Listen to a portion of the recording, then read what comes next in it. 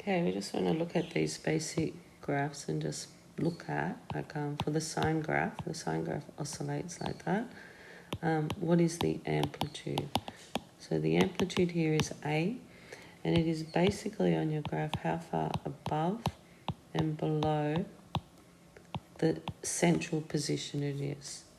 Now, also in this graph, the C is the centre of the motion. And if you're looking in here, we've got the N. So you've got the NX. Okay, that's how you can calculate your period. So your period is equal to 2 pi on N, and it's basically how long along the x-axis it takes to repeat itself.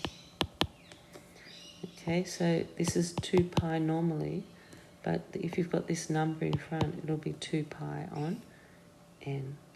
Now that alpha, in order to work out what that alpha is, you need to actually factorize out the N. So you get x plus alpha on N, and that alpha on N, the alpha on N is actually called the phase shift, and it's how far it will shift horizontally. So it's how far it will shift horizontally, left or right. So in this case, if it was plus alpha on N, it would go left because it goes in the opposite direction, and minus alpha on N goes right. So the basis behind this, when it is inside the function, like inside here, the shift is always opposite sign.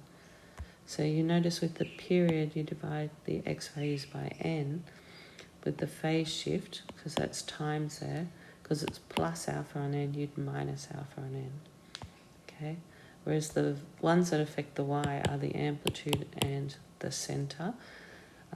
That goes with the sign. So if it's plus C, it goes up C, and the amplitude is in the positive direction vertically, and so it stretches it actually vertically and horizontally to get your amplitude. This one, the cos one's pretty similar. The amplitude's A, the centre equals C, the period equals 2 pi on N, and if you want the phase shift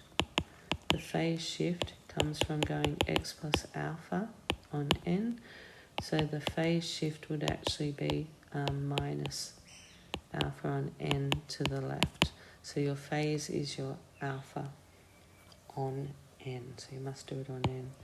So with this one, with the tan one, we'll take the N out. It still has a centre, it has no amplitude, because with the tan graph you notice it goes like that, and then it's going to be the centre will no longer be at 0, the centre will be at C, so it's actually y equals C when we're saying C, so it'll go up C. And it actually has asymptotes for this, and the asymptotes are anything that's a multiple of pi on 2. So pi on 2, 3 pi on 2, minus pi on 2. Okay, that's your asymptotes, and it still has a phase shift, this one, and you get that by taking the N out like you do with the other ones. So the phase shift would be alpha on N.